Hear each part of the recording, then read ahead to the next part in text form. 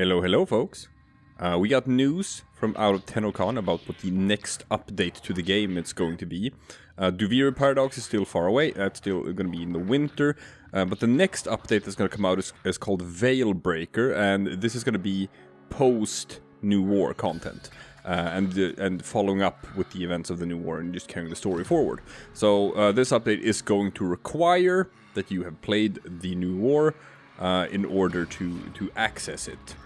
That's not going to be the case for Duviri Paradox. Duviri Paradox is going to be released to be accessible earlier in the story, which kind of ties in how they always do with the open worlds. I feel like they want the open worlds to always be accessible to everyone. So you got an open world on Earth, got an open world on Venus, got an open world on Deimos.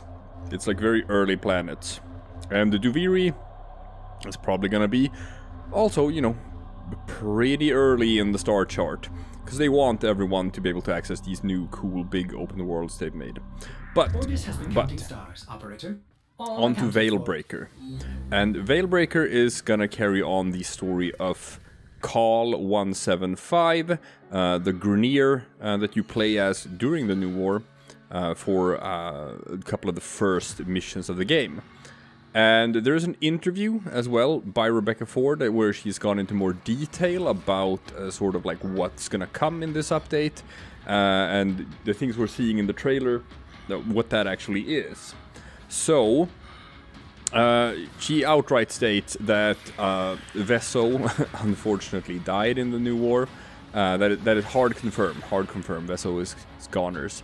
But they left Kahl's fate ambiguous, because they wanted to be able to potentially revisit him, which is what they're doing. So we're gonna get Kahl missions, more playable Kahl missions and story stuff. And she also revealed that currently the plan is for the newest Warframe, Styanax, the 50th Warframe that they've teased. He will be tied to Kahl quests and Kahl missions, as it were. So saying that it's tied to Kahl missions means that I think we're gonna get replayable Kahl content that is like not just tied to the quest. And that sort of is hinted at from the fact that in the trailer we also see that they have Kahl cosmetics and customizable Kahl gear. You can make your Kahl look like a corpus if you want to. So we are gonna be continuing with Kahl. They're gonna continue his story, and he's gonna be fighting alongside the Tenno and stuff to take on the Archons. And as you can see with the whole thing about VEILBREAKER, I think he's not just talking about himself with that. I think the whole thing about Kahl is, you know, how he's all about fighting for his brothers and stuff like that. You can tell from the trailer also that he's discovered other Grineer who are still trapped by, you know, the Archons and whatnot. So he's gonna rescue them. So Kahl missions are gonna be about rescuing other Grineer. So I guess some sort of rescue missions? Is that it? Is that what we're gonna be doing with Kahl? We're gonna be playing as Kahl and doing rescue missions to rescue other Grineer. And this is how we're gonna get, like, the new Warframe. Okay, sure. That sounds like it's fun and a bit different.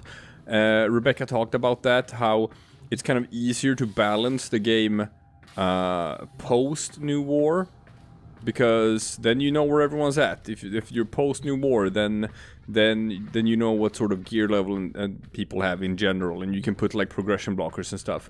But if you're gonna make content that's gonna be accessible to everyone, and everyone's gonna be able to play it, that's much harder to balance, because it's gotta be easy enough for new players to be able to do it, and it's gonna be challenging enough for late game players to think it's fun. So post-New War content is easier for them in that regard. It's easier to balance because you only have to deal with late game players. Okay, that's fine. So we'll just have to see the missions, right? We'll see if the Kahl missions are actually fun or not, and you know, the time will tell.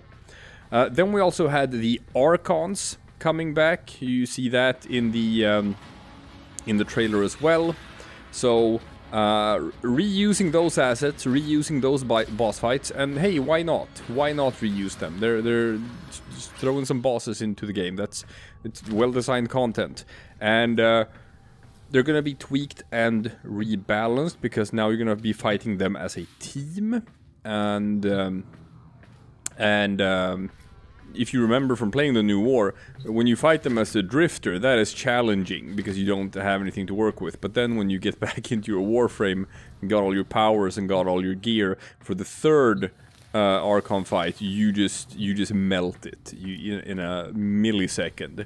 So obviously they have to rebalance them to be challenging for a 4-man team of Warframes, and you still gotta be able to, you know, fight the Archons in an exciting way. And they are gonna be like a new kind of sortie. So it's gonna be weekly content. Every week there's gonna be a new Archon that you can fight in a team as a sortie. So it's a one-time thing that you can clear. And they're gonna introduce like some new rewards for it. I like this. I like this because sorties is one of the most successful pieces of content that they've made. Something that like everyone interacts with. Everyone does sorties. Intermediate players, late game players, you always log in to do your daily sortie. And obviously the reason why people do this is very simple. It's because the rewards are good. It's worth it to do sorties. It's a good investment of your time, and you can get some pretty nifty stuff from them. Hey man, it's the Riven mod. So it's not gonna be that. She said that it's gonna be new rewards, stuff we haven't seen yet. But it's gonna be up here in the tab then. So you're gonna have your sorties, and then you're gonna have like your weekly Archon fight as well. And I'm not sure if it's gonna be 3 or if it's gonna be 4, because as we saw in the trailer, Era is gonna be returning as an Archon, so that's probably gonna be a new Archon fight. I'm gonna guess that's gonna be in the Kahl quest. And then maybe that 4th Archon fight is also going to be part of this replayable content afterward. So you're going to be like on a 4-week rotation for the different Archon fights. In that case, could be it. So you got the 3 normal ones, and then on week 4 you got the extra hard one with Era, with extra good rewards. Could be good. Could be good. I like content focused around like sort of complex boss fights.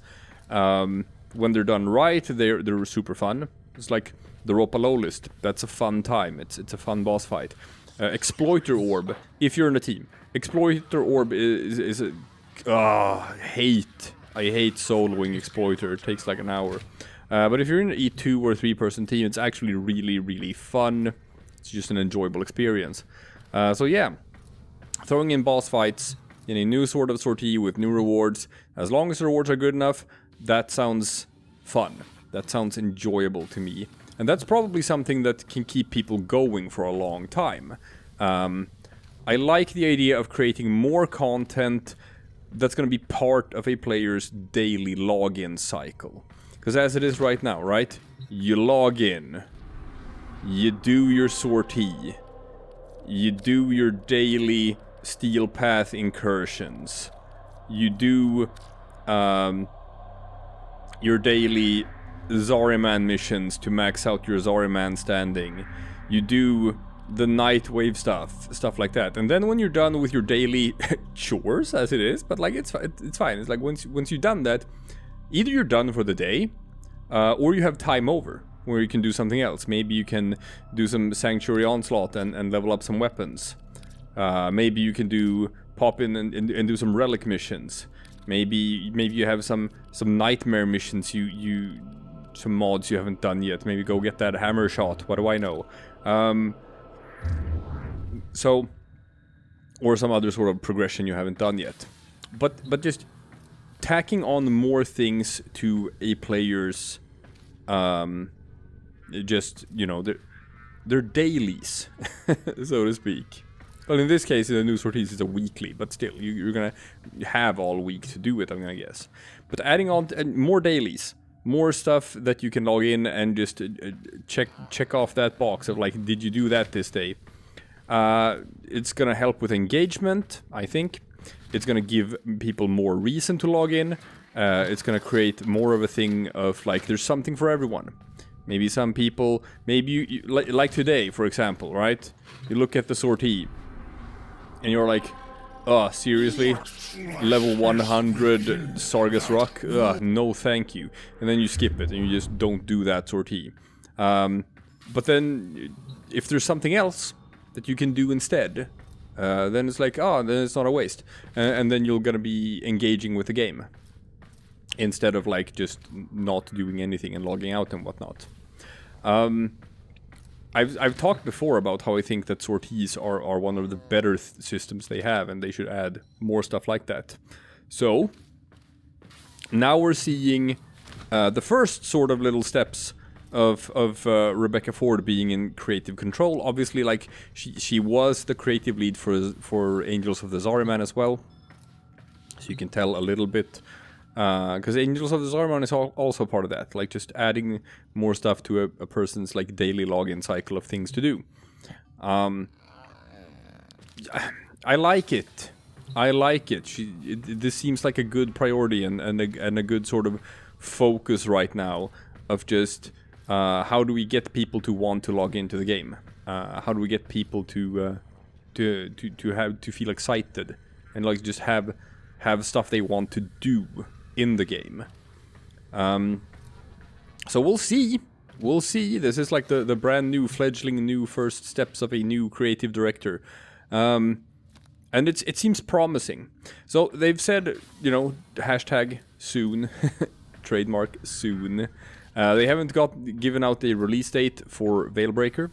But they have said that hallowed word. They have said VEILBREAKER soon. What that means, we'll see. Does that mean a couple of weeks from now? Does that mean a month from now? Does that mean 2 months from now? Who knows? Probably not 2 months. I don't know.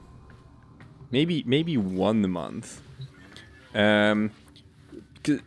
Because there's hints at like more stuff. Because Rebecca also talked about like how the development cycle now is going to be a shift between like post New War stuff and oddly placed content, and that's going to be the focus for the rest of the year. That they're going to prioritize between these two things.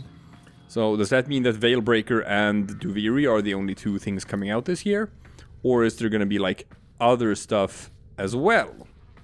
We'll see. If there is other stuff as well, then that soon for VEILBREAKER might actually be pretty soon. Who knows? But yeah, those are my quick thoughts about what we know so far about VEILBREAKER, which admittedly is not all that much, but seems good. Seems like a good update. It's gonna keep people playing. And it's probably gonna keep people playing in a way that feels more engaging than Angels of the Zariman, because honestly, I'm already a bit done with Angels of the Zariman, and I don't really feel like I want to do all that much more over there for now, except just grinding out the last couple of arcanes when I feel like it. So, we're going to talk more about Tenno in the coming days, so I'm going to make some more videos, because there's a bit more stuff to cover. But that's VEILBREAKER. Hashtag soon. Trademark soon. And I will see you guys tomorrow for something completely different.